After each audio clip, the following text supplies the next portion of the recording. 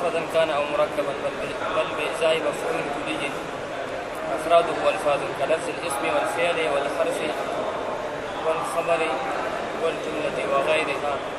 ولا يخفى عليك أن هذا الحكم منقوض بأمثال الضمائر الراجعة إلى ألفاظ مخصوصة مفردة صفت موصول بها ألفاظ مخصوصة مفردة أو مركبة، فإن الوضع فيها وإن كان عاما لكن الموصول له خاص، فليس هناك مفهوم كلي والموصول له في الحقيقة. اچھا چلو کیا کہنا چاہتے ہیں وہ قد اجیبہ سے؟ یہاں مصنف علیہ رحمہ یہ کہنا چاہتے ہیں کہ یہاں دو اشکالوں سے جواب ہوا ہے.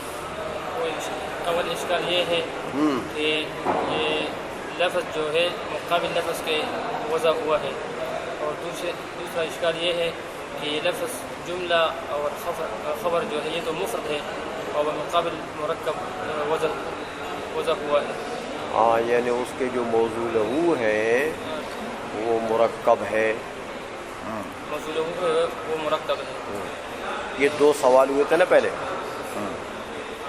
تو اس کا جواب یہ ہے کہ انه ليس ها هنا لفظ وضع بإزاء لفظ آخر مفردا كان او مرکبا، کہ یہاں جو ہے لفظ نہیں ہے جو وضع ہوا ہے مقابل لفظ آخر کے، چاہے وہ مفرد ہو یا مرکب ہو. ترجمہ نہ کرو نا، مطلب بیان کرو اونچا کر کے، سٹ کو اونچا کر کے، گردن کو اونچا کر کے. کیا کہنا چاہتے ہیں؟ یہاں سے یہ کہنا چاہتے ہیں کہ یہاں لفظ جو ہے وہ مقابل لفظ کے وضع نہیں ہوا ہے، بلکہ یہاں لفظ بمقابل مفہوم کلی کے وضع ہوا ہے. لفظ بمقابلہ لفظ وضع ہی نہیں.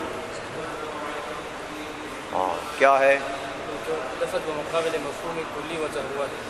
ہاں یعنی لفظ کی وضع مفہوم کلی کے لیے ہے، لفظ کی وضع لفظ کے لیے ہے ہی نہیں. جواب یہ دیا کہ یہ جو دونوں باتیں تم نے کہی نا یہ دونوں ہم نہیں مانتے. جواب کی بنیاد کس پر ہے؟ منع پر. منع نہیں مانتے کہ لفظ کی وضع ہے لفظ کے لیے، بلکہ لفظ کی وضع کس کے لیے؟ مفہوم کلی کے لیے. ہاں جو افراد ان کے الفاظ ہیں. کیا مطلب؟ یہ زید قائمون میں یہ زید جو ہے ایک مفہوم کلی ہے، وہ موضوع لہو ہے ان الفاظ کے جو تم نے مثال دی ہے. فرض کرو جملہ ہے، یہ ایک لفظ ہے نا، تو تم کہتے ہو کہ بھئی یہ تو مرکب کے لیے وضع ہے. ہم کہتے ہیں نہیں، اس کے ایک مفہوم کلی کے لیے وضع. تو اس مفہوم کلی کے نیچے اس کے افراد یعنی جزیات ہیں. کلی کے نیچے جزیات ہوتی ہیں نا، ہاں، تو اس مفہوم کلی کے لیے لفظ وضع ہے اور اس مفہوم کلی کے نیچے ہاں اس کے جزیات ہیں، مفردات ہیں. سمجھ میں آئیے؟ جیسے آپ کہتے ہیں جملہ، تو اب جملہ کی وضع ایک مفہوم کلی کے لیے، جملے کا جو لفظ ہے، سمجھ آئیے، لیکن اس مفہوم کلی کے نیچے جزیات ہیں. اب وہ جزیات زید قائم بھی ہے، ان جزیات میں سے ضرب زید بھی ہے، ان جزیات میں سے یضرب زید بھی ہے. یہ سب اس کے اس مفہوم کلی کے جزیات ہیں. اچھا پھر لفظ الاسم والفعل، یہ لفظ اسم کے لیے اسم کا ہے، یہ وضع ہوا ہے زید کے لیے. اس سے مراد مفہوم کلی ہے. مفہوم کلی کا لفظ الاسم والفعل والحرف والخبر والجملۃ، جیسے یہ الفاظ ہیں نا تو ان کے مفاہیم کلیہ ہیں. دیکھو اسم کی وضع کس کے لیے؟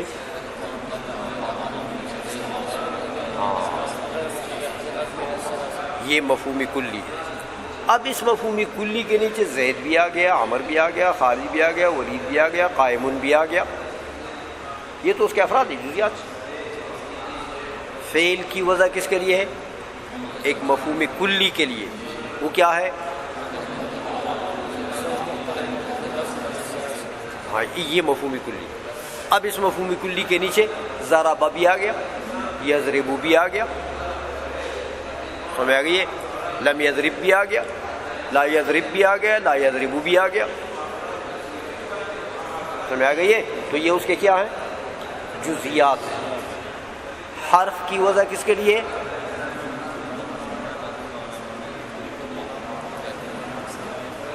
ہاں تو اب وہ یہ جو حرف کا مفہوم کلی ہے کہ کلمہ ہے جو مفہوم فی نفسہا پر دلالت نہیں کرتا، بغیر زمزمی میں کہ دلالت نہیں کرتا ہے،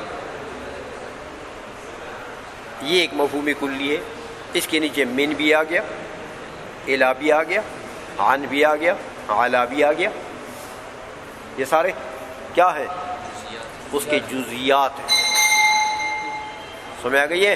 اچھا، یا اسی طرح لفظ خبر ہے یا جملہ ہے، خبر کی ایک وضع ہے ایک مفہوم کلی کے لیے، جملے کی وضع ہے ایک مفہوم کلی کے لیے، جملے جملے جملے یاد ہے؟ جملہ مرکب تام کو کہتے ہیں۔ مرکب تام کی کیا تعریف ہے؟ ہاں تو اب یہ مفہوم کلی ہے۔ اب ما تضمن کلمتین بالاسناد کے نیچے اس کے جزیات ہیں، زید قائم بھی ہے، ضرب زید بھی ہے، وغیرہ وغیرہ، یہ سارے آگے اس بات سمجھ میں آ گئی ہے؟ اچھا پھر کیا ہوگا کہ یہ تو اس نے جواب دے دیا۔ جواب کی بنیاد ہے منع پر کہ یہ جو تم نے تصویر بنائی ہے نا کہ لفظ کی وضع لفظ کے لیے یا لفظ کی وضع مرکب کے لیے، یہ ہم مانتے ہی نہیں ہیں، یہ نہیں ہے، ایسا نہیں ہے۔ چلو آگے۔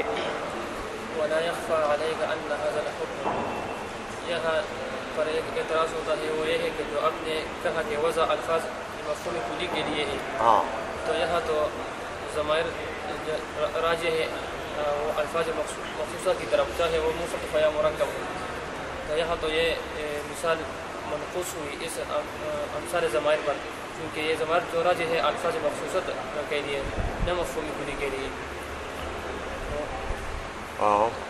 کیونکہ وضع اس کے لیے کیونکہ وضع اس میں عام ہے اور موجودہ اس میں خاص۔ وہ یار وہ تو کدھر چلے گئے ہو، اس کی وضاحت کرو نا، یہ سوال کیسے ہو رہا ہے، اس جواب کے اوپر یہ سوال ہو رہا ہے۔ یہ جو اس نے جواب دیا نا کہ بھئی لفظ کی وضع لفظ کے لیے ہے ہی مفہوم کلی کے لیے، اس پر اس جواب کے اوپر اعتراض ہوتا ہے۔ کیا اعتراض ہوتا ہے؟ اعتراض یہ ہوتا ہے کہ آپ نے کہا کہ یہاں اس سے مراد مفہوم کلی ہے، ہاں یعنی لفظ کی وضع لفظ کے لیے نہیں ہے بلکہ ایک لفظ کی وضع مفہوم کلی کے لیے۔ ہاں اب کیا اعتراض ہوا اس کے اوپر؟ تو یہ حکم منقوص ہوا اس ضمائر پر جو راجع ہے الفاظ مخصوصہ کے لیے، کہ ہم آپ کو بتاتے ہیں، ہم آپ کو بتاتے ہیں کہ لفظ کی وضع مفہوم کلی کے لیے نہیں ہے۔ تم نے تو کہا مفہوم کلی کے لیے، ہم آپ کو مادہ نقض بتاتے ہیں، مادہ نقض بتاتے ہیں کہ لفظ کی وضع مفہوم کلی کے لیے نہیں ہے۔ وہ مادہ نقض کیا چیز ہے؟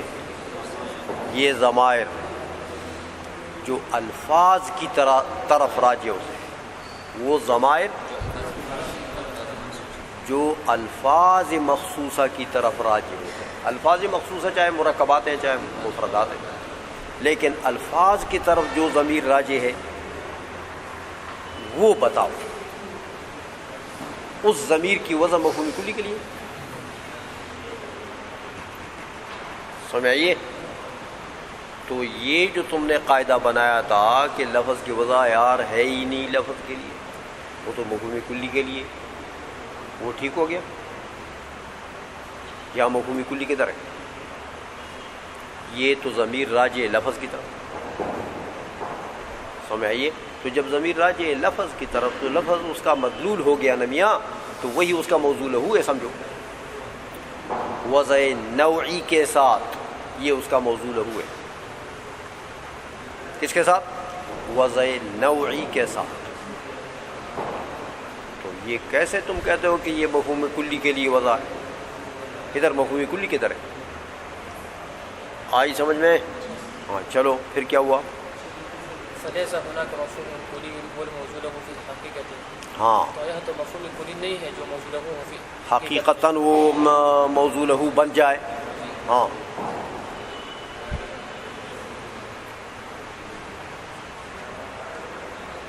پھر یہ جو کہا اس نے کہ فَإِنَّ الْوَضْعَ فِيهَا وَإِنْ كَانَ عَامًا لَكِنَّ الْمَوْضُوعَ لَهُ خَاصٌ، اس کا کیا مطلب ہے؟ یہ چھوڑ گئے بیچ میں.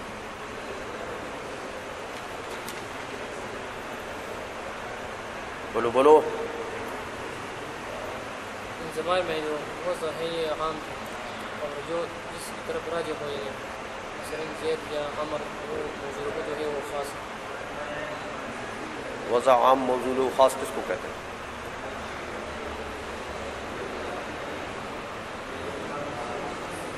وضع عام کیا چیز ہوتی ہے؟ موضوع لہو خاص کیا چیز ہوتی ہے؟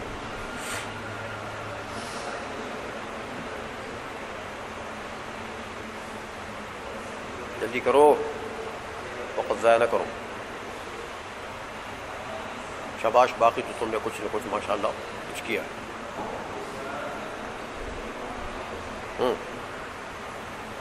ایکسپلین نہیں کر سکتے ہو، لیکن بہرحال اتنا مجھے سمجھ آتا ہے کہ کھوپڑی میں کوئی چیز بیٹھی ہے. اس کا معنی بتاؤ، وضع عام موضوع لہو خاص کیسے ہے یہاں پر، اور وضع عام موضوع لہو خاص کیا چیز ہوتی ہے؟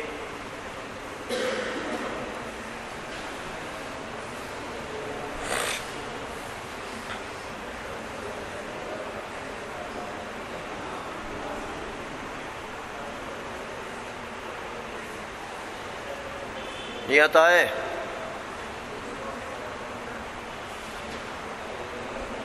وضع عام نہیں جانتے ہو؟ زاہد تعالی درزی، وضع عام موضوع لہو خاص کیا چیز ہے؟ اس کو کہتے ہیں کہ اللہ کا اس کا تصور کرتے ہیں ایک معنی عام ہے، اور یہ معنی عام اس کے لیے موجود نہیں بن سکے، بلکہ اس کے یہ اعلیٰ بن سکے، اس کے افراد کی بلا سکے. جیسے ہوا کا تصور کیے، جیسے لفظ المفرد تقدم ذکر اور یہ مفہوم کلی، یہ معنی عام اس کے لیے موضوع لہو نہیں بن سکے، بلکہ اس کی یہ اعلیٰ بن سکے اس کے افراد کے لیے ملاحظے کے لیے. جو یہ اعلیٰ کس جگہ میں آتے ہیں تو یہ اس کے لیے موضوع لہو ہے.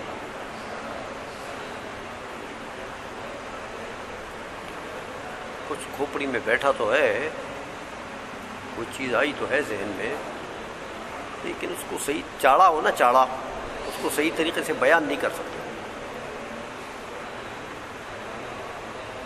چاڑا جانتے ہو نا، گونگا گونگا، جو صحیح تعبیر نہ کر سکے اس سے. اب یہ سمجھا ہے کچھ، لیکن اب وہ بیچارے کی وہ گویا ہی نہیں ہے. گویائی کی صلاحیت چاہیے. یہ جو میں تم سے کرا رہا ہوں نا، یہ اس لیے تاکہ آپ کی گویائی کی صلاحیتیں جو ہے وہ سامنے آ جائیں، تاکہ کل آپ طالب علموں کو سمجھا سکیں.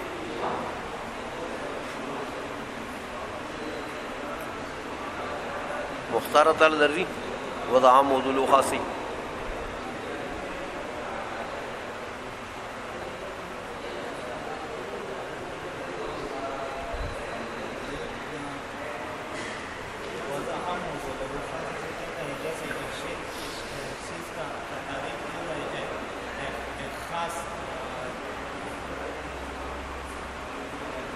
بولو. ایک چیز کی تعریف کی جائے ایک خاص چیز سے. اچھا پھر کیا ہو؟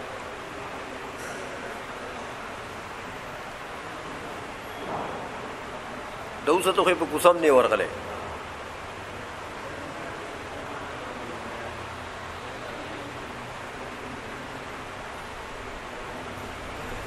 اچھا نعمان ذری تعالیٰ وضع عام موضوع له خاص. تم لگ دوس شوی خوی پخوا خوی اس مطالعہ نے کہ روز پروز دوس کی گئی. وضع عام موضوع له خاص کیا ہوتا ہے؟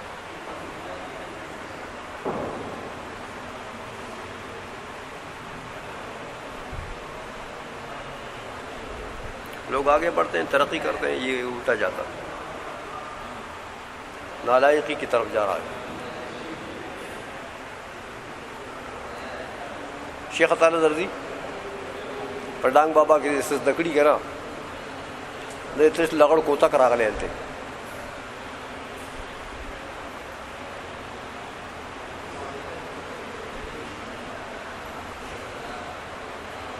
انوارا شیخا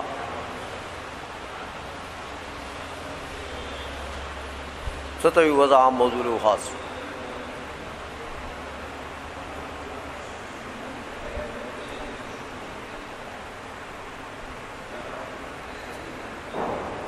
چھوٹا پیرا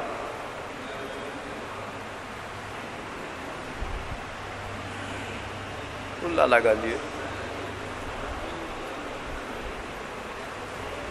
زما لالا گانو دا بسنگ چل کی شرح جامی خدا سے نہیں ویلے تاسو زبور وضع موضوع له خاص نہ پیجرے خبیثانو تم رقد ریشے دے رمض دل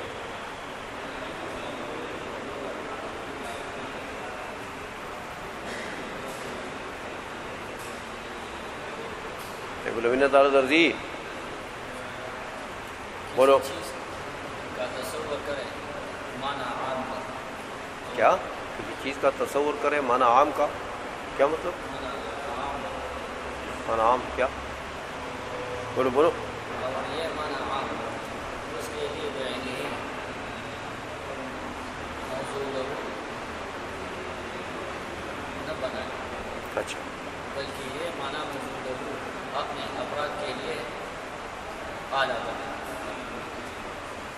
یہ معنی موضوع لہو کہتے ہو، ادھر کہتے ہو یہ موضوع لہو نہ بنائے، پھر کہتے ہو یہ معنی موضوع لہو. یہ کیا چیز ہو گئی ہے؟ ہاں نہ اردو میں بولنا پڑے گا. کیا ہوگا؟ جیسے ہوا کا وہ تصور مثال نہ دو، مثال ممثل لہو کی وضاحت کے بعد کے لیے دی جاتی ہے. پہلے ممثل لہو بیان کرو کہ وہ کیا چیز ہے، اس کے بعد اس کی وضاحت کے لیے مثال دی جاتی ہے. تو ممثل لہو تو سمجھاؤ ہمیں وہ کیا چیز ہے، وضع عام موضوع لہو خاص کیا چیز ہے.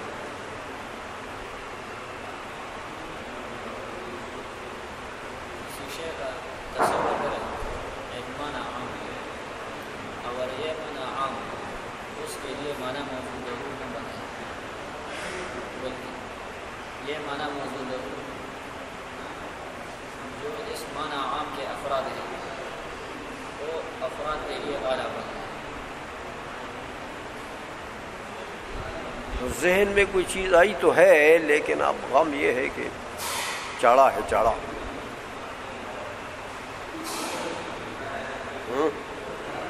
عمران میں آتا ہے بولو. اس کی پہلے تھوڑی سی تمہید باندھ دوں. ہاں باندھ لو، تمہیدیں 2-3 تمہیدیں تو باندھ لو، لیکن ایکسپلین کرو صحیح. جی حضور اصل میں یہ جو جواب انہوں نے دیا نا کہ 2 سوالوں کو ملا کر اس میں جواب دے دیں، ہاں تو اس جواب کے اوپر مولانا جامی رحمۃ اللہ علیہ نے اس بلاغ خواہ سے آگے سے ایک اعتراض کیا، ہاں اور اس اعتراض کی بنا جو ہے وہ اصل میں اختلاف علماء کے درمیان 2 مختلف مذہب ہیں. ایک جس میں علامہ تفتزانی صاحب رحمۃ اللہ علیہ، اور ایک گروہ جس میں صاحب سلم مولانا جامی اور ابنی سید سلم رحمۃ اللہ علیہ بھی ہیں، علامہ بہاری رحمۃ اللہ علیہ. اور جو علامہ تفتزانی صاحب رحمۃ اللہ علیہ وہ فرماتے ہیں کہ یہ جو اصل میں اس سے بھی پہلے یہ تمہید باندھنی پڑے گی اس کہ جو لفظ مفرد ہے وہ اگر اس کا معنی متحد ہو، اگر وہ متحد معنی ہو تو اس کی 3 قسمیں بنتی ہیں. وہ جزئی، اگر اس کی وضع میں جب وہ وضع ہو رہی تھی تو واضح کے وضع کرنے کے وقت اس میں تشخص کا لحاظ کیا اگر اس نے تو وہ جزئی ہو جائے گی. تو اگر اس نے واضح جب وضع کر رہا تھا تو اس نے تشخص کا لحاظ نہیں کیا تو وہ کلی ہوگی. تو کلی کی بات جو قسم میں اگر وہ اپنے تمام افراد پر برابر صادق آتی ہے تو پھر وہ کلی متواتر. اگر بعض پر اولا ہے بعض آخر سے، بعض پر مقدم ہے تو پھر وہ کلی مشکل. تو پھر اگر اس لفظ مفرد کا معنی اگر متحد المعنی نہیں ہے بل متکثر المعنی ہے تو اس کی 4 قسمیں بنتی ہیں: مشترک، منقول، حقیقت اور مجاز.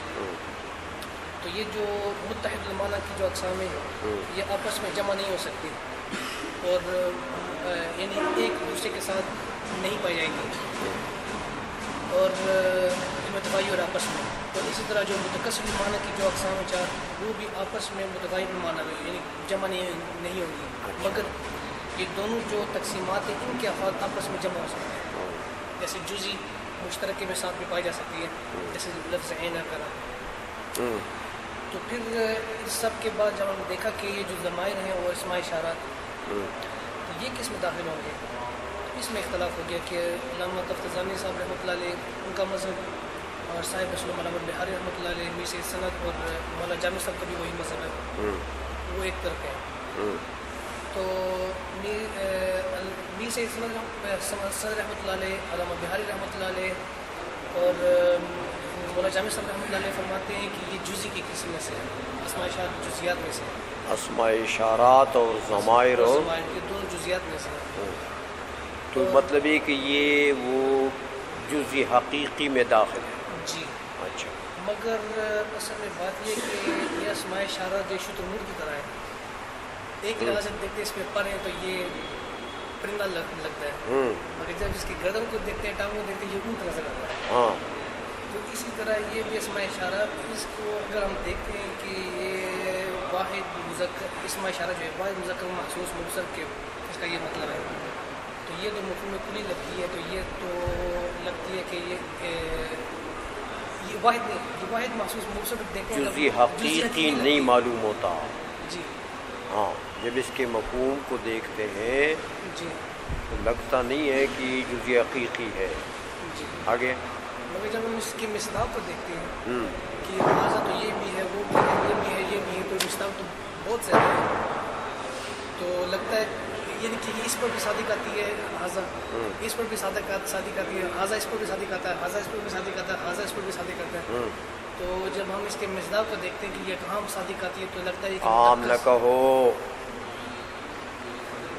غلطی کر رہے ہو. اچھا جب دیکھتے ہیں کہ یہ صادق آتی ہے بہت سی چیزوں کے اوپر، ایک معین چیز پر جب آپ دیکھتے ہیں کہ بھائی اس کا مصداق حاضہ کا مصداق ایک معین چیز یہ معین جی اور یہ معین جی اور یہ معین، ہاں. تو جب مصادیق کو دیکھتے ہیں تو پھر تو یہ معین نظر آتی ہے، یہ لگتا ہے کہ یہ جزئی ہے، یہ جزئی حقیقی جزئی ہے. حقیقی ہے. ہاں. تو مفہوم کو دیکھتے ہیں تو پتہ لگتا ہے کہ یہ کلی تو کے افراد جزئی میں داخل نہیں. جی اور مصداق کو دیکھتے ہیں تو پتہ لگتا ہے کہ یہ. جزئی حقیقی ہے.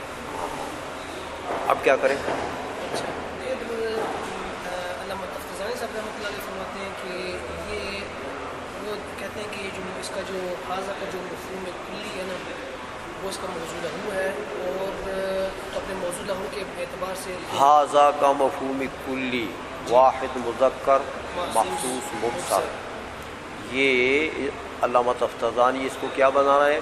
یہ اس کا موضوع لہو بنا رہے ہیں. ہاں. موضوع کے حاضہ کے لفظ کی وضع اس مفہوم کے لیے ہے، یہ مفہوم اس کا موضوع لہو ہے. تو پھر کیا ہو گیا؟ اور کہتے ہیں مگر اس کا موضوع لہو تو یہ ہے، تو موضوع لہو کے اعتبار سے تو یہ پھر عام ہے، یعنی کہ موضوع لہو کے اعتبار سے تو یہ کلی نظر آتا ہے، موضوع لہو اس کا عام ہے. ہاں. تو پھر مگر تو یہ کون سی وضع اور کون سا موضوع لہو بن گیا؟ یہ موضوع لہو اس کا یہ وضع عام موضوع لہو عام، کیونکہ یہ مگر یہ استعمال ہوتے ہیں جزیات۔ تھوڑی اس کی وضاحت کرو۔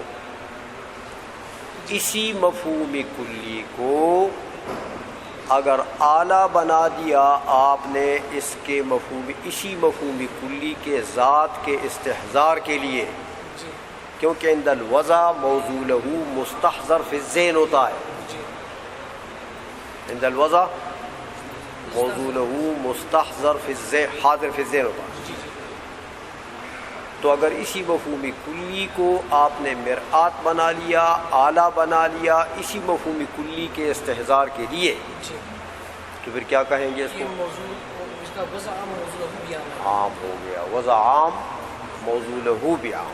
جی یعنی کہ اس یہ سمجھو، وضع عام موضوع لہو بھی عام۔ اچھا آگے، یہ نہیں اس نے کہ اپنے تو یہ کن کا مذہب ہے؟ علامہ تفضالی رحمۃ اللہ ہاں علیہ، وہ تو یہ فرماتے ہیں۔ آگے تو انہوں نے یعنی کہ انہوں نے یہ کہا ہے کہ جو یعنی کہ واضح کے ذہن میں جو ہے نا وہ ایک مفہوم کلی تھا، تو اس مفہوم کلی پر دلال کرنے کے لیے اس نے یہ لفظ کی وضع کی، یہ وضع اس کے اوپر یہ جو مفہوم کلی ہے جو اس کے ذہن مستحضر اس کے ذہن میں ہے، ہاں تو اس کے لیے اس نے اس لفظ کو حاضر کو وضع کیا۔ ہاں، تو کیا ہو گیا؟ تو یہ وضع عام اور موضوع لہو بھی عام کے، اور اسی مفہوم کلی سے وہ جو جو اس کی جزیات ہے اس کو مستحضر کر رہا ہے۔ یہ ایک کو تو ہو گیا نا، وہ وضع عام موضوع لہو عام تو ہو گیا، اس کو چھوڑو آپ آگے چلو۔ اچھا پھر جو دوسرا جو مذہب ہے مذہب ہے، چلو جی، کیا ہے؟ مگر اس جو پہلا جو جواب دیا ہے نا یہ قد عجیبہ سے، یہ اس جواب کو اگر ہم علامہ تفضانی کی نظر سے دیکھیں گے تو یہ ٹھیک نظر آتا ہے، کیونکہ انہوں نے کہا کہ بأنه ليس هناك لفظ وضع بإزاء لفظ آخر مفرد كان أو مركبا بل بإزاء مفهوم كلي أفاده ألفاظ۔ ہاں، تو یہ تو علامہ تفضانی صاحب رحمۃ اللہ علیہ کے مذہب کے مطابق ہے، کیونکہ اس مفہوم کلی کو انہوں نے موضوع لہو بنا دیا۔ جی جی یہ دیکھا نا کہ بل بإزاء مفہوم کلی، بل بإزاء کلی، تو مفہوم کلی کو کیا بنا دیا؟ موضوع لہو۔ تو یہ کن کا مذہب ہے؟ علامہ تفضانی کا مذہب ہے۔ اچھا چلو، اچھا پھر آگے یہ تین قسمیں دی ہیں، یہ کیسا پہلی تین مثالیں جو ہیں یہ تو پہلے اعتراض کی تھی اور خبر و جملہ یہ تو دوسرے اعتراض کے جواب، ہاں اور پھر والا یخفا سے آگے جو ہے نا اب آگے بھی دوسرے مذہب کا بھی بیان کرو نا، جی جی جی، تو اس کو چھوڑ دیتے ہو جی جی، درمیان میں۔ وہ میر سید رحمۃ اللہ علیہ اور علامہ بہاری رحمۃ اللہ علیہ اور مولا جامی رحمۃ اللہ علیہ کا جو مذہب ہے وہ یہ ہے کہ وہ موضوع لہو تو وہ جزیات ہیں جو بے خارج ہیں حاضر کے، وہ موضوع لہو وہ ہے، مگر اس پہ اوپر اعتراض یہ ہوتا ہے کہ اگر تم ان کو موضوع لہو بناتے ہو، تمہارا اپنا خود قاعدہ ہے کہ جب واضح وضع کرتا ہے تو اس کے ذہن میں جس چیز کو وہ موضوع لہو بنا رہا ہے وہ اس کے ذہن میں مستحضر ہونا چاہیے، جن کا قاعدہ ہے۔ تو جب یہ قاعدہ انہوں نے ناطقہ کا اپنا قاعدہ ہے تو اپنے قاعدے کے مطابق یہ جن چیز کے اوپر حاضر صادق آتا ہے یہ تو اتنی زیادہ ہیں تو یہ تو مستحضر سے ذہن کرنا تو ناممکن ہے۔ ہاں، وہ تو کثیر ہے بے شمار، تو ان سب کا استحضار فی الذہن عند الوضع یہ تو ممکن نہیں ہے۔ حاضہ کا جن جن چیزوں میں استعمال ہوتا ہے وہ ازل سے لے کے تا قیامت جتنی چیزوں میں حاضہ استعمال ہوگا ان سب کا استحضار کوئی کسی شخص کے قدرت میں ہے کہ وہ ذہن میں کر لے، تو موضوع لہو کا تو مستحضر فی الذہن ہونا ضروری ہے۔ تو اگر تم کہتے ہو کہ وہ جو مصادیق ہیں، وہ جو جزیات ہیں وہی موضوع لہو ہیں، تو میاں یہ تو پھر مستحضر فی الذہن نہیں ہو سکتا، یہ سوال ہوتا ہے نا۔ ہاں پھر اچھا، تو پھر جب یہ انہوں نے مناظر دیکھا کہ علامہ بہاری رحمۃ اللہ وغیرہ نے جب یہ دیکھا کہ یہ مسئلہ بن رہا ہے تو انہوں نے کہا کہ پھر اس کا حل یہ ہے، اس کا ٹنگ ہمارے پاس ہے، وہ یہ ہے کہ جو یہ ہم ایک مفہوم کلی کو لیتے ہیں، اس کو اعلیٰ بناتے ہیں، ان سب جزیات کو ان سب چیزوں کا استحضار فی ذہن کے لیے، ان سب کو مستحضر فی ذہن کرنے کے لیے ہم ایک آلہ بناتے ہیں. اور وہ آلہ جو ہے نا وہ مفہوم کلی ہے، اور وہ یہ مفہوم کلی ہے جو اعضاء کا مفہوم ہے، واحد مذکر محسوس مرسل، یہ اس کے لیے آلہ بن رہا ہے. تو یہ مفہوم کلی موضوع لہو نہیں بنا ہے، موضوع لہو نہیں بنا، کیا بنا؟ آلہ بنا. آلہ بن گیا استحضار موضوع لہو کے لیے. تو اب موضوع لہو جزیات ہے، وہ زید عمر بکر خالد ولید یا پلر، وہ جزیات موضوع لہو ہے. اب اس کو آپ کیا کہیں گے کہ یہ کون سا وضع اور کون سا موضوع لہو ہے؟ یہ وضع عام اور موضوع لہو خاص ہے. ہاں، وضع عام موضوع لہو خاص ہے یہاں پر، کیونکہ وضع تو مفہوم کلی مرآت ہے، وضع اس کو کہتے ہیں، وہ تو عام ہے. مفہوم کلی تو عام ہے، اور موضوع لہو چونکہ جزئی جزئی جزئی جزئی جزئی جزئی جزئی تو وہ تو خاص ہے، اس میں تو خصوص ہے. تو یہ وضع عام موضوع لہو خاص. سمجھ گئے ہو؟ یہ انہوں نے ماشاءاللہ عمران آپ نے بہت اچھا اس کو صحیح طریقے سے ایکسپلین کیا ہے ماشاءاللہ.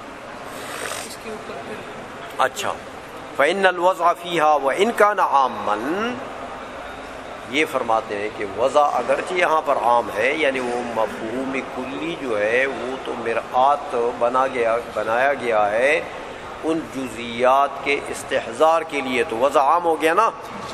لیکن الموضوع له خاص، لیکن موضوع له خاص ہے. وہ خاص کون سا ہے؟ وہ جزیات، یہ سمجھ میں آ گئی ہے ماشاءاللہ. اچھا چلو آگے. اس کے اوپر جب انہوں نے کہا کہہ دیا نا کہ فلیس هناك مفہوم کلی، لہذا یہاں پر مفہوم کلی موضوع لہو نہیں ہے. موضوع لہو تو جزیات ہو گئے، تو مفہوم کلی موضوع لہو کدھر ہے؟ جو تم نے کہا تھا کہ بھئی مفہوم کلی کے لیے ہمیں آئیے.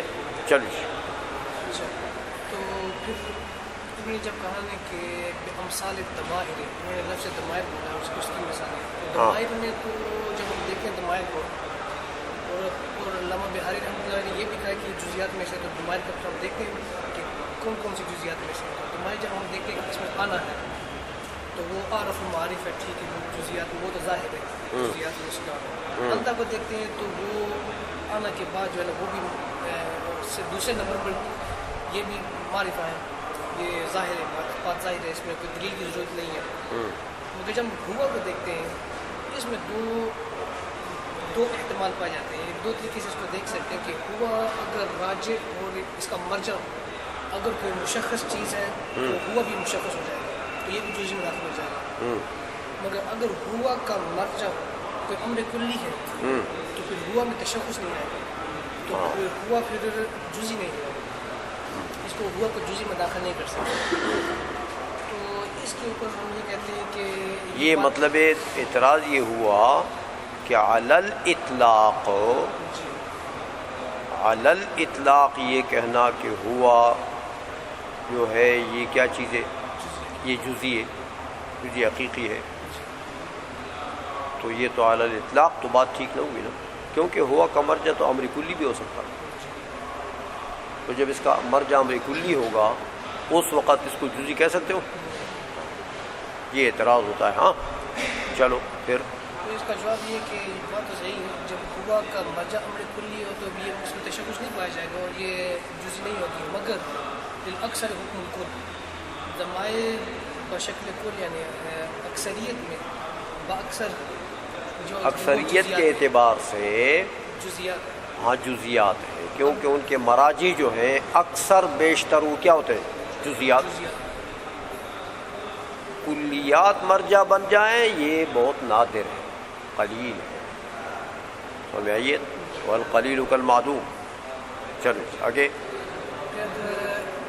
مصنف رحمۃ اللہ علیہ ملازمی نے کہا لا یخفی علیک، اگر اتنی دور کی بات انہیں کہہ دی اور کوئی کہتے ہیں کہ لا یخفی علیک، تو یہ تو بہت ہی خفیف بات تھی، تو یہ لا یخفی کیوں کہا؟ ہاں یہ اس کا تو مطلب یہ ہے کہ یہ بات بالکل ظاہر ہے، تو اتنی ظاہر تو نہیں جتنی انہوں نے سمجھی۔ پھر اس کا جواب یہ ہے کہ انہوں نے کہا لا یخفی علیک، اور شروع میں یہ بھی کہہ دیا کہ یہ کتاب اپنے بچے کے لیے لکھ رہے ہیں، اپنے بیٹے کے لیے۔ ہاں تو اس سے پتہ چلتا ہے کہ اپنے بیٹے کے لیے لکھ رہے ہیں، تو بیٹا جو وہ کافی پڑھا لکھا ذہین فطین آدمی تھا، تو اس کے لیے لکھ رہے ہیں۔ تو اس کا تو ایک جواب یہ ہو سکتا ہے، اور دوسرا یہ بھی ہو سکتا ہے کہ یہ حسن ظن رکھتے ہیں کہ جو مولا جامع کتاب پڑھے گا، اس نے کافی کتابیں پڑھی ہوئی ہیں، یہ بات سمجھے گا، تو یہ ظاہر بات ہے کہ یہ شرح جامی جب پڑھے گا کوئی طالب علم تو وہ تو ایسا ابتدائی طالب علم نہیں ہوگا نا، جی وہ تو اس قابل ہونا چاہیے کہ شرح جامی پڑھے، وہ اس قابل ہونا چاہیے کہ یہ باتیں اس کے لیے ظاہر ہوں، یہ باتیں اس کے لیے ظاہر ہوں، مخفی نہ رہیں یہ۔ اگرچہ ہمارے لالے، یہ جتنے لالے ہیں نا، تو ان کے اوپر مخفی ہے۔ تو پھر اس سے ایک اور بات میں چلتی ہے کہ جب مولا جامع رحمۃ اللہ علیہ نے پہلے جو ان دونوں اعتراضات کو ملا کر، دونوں شکایتیں کو ملا کر جواب دیا، انہوں نے کہا کر تجیب، سیدھا تمیز لائے، اور یہ بیان کرنے کے لیے یہ علامہ تفتزانی کا مذہب ہے، یہ ضعیف مذہب ہے، محققین کا مذہب وہ جو میں بیان کروں گا وہ لا یخفی کے بعد وہ ہے، اس لیے اس کو انہوں نے سیدھا تمیز سے بیان کیا ہے کہ وہ علامہ تفتزانی کا مذہب ہے، وہ میرا مذہب نہیں ہے، مگر محققین کے نزدیک یہ دوسرا مذہب ہے، لا یخفی علیک۔ ہاں یہ ہو گیا۔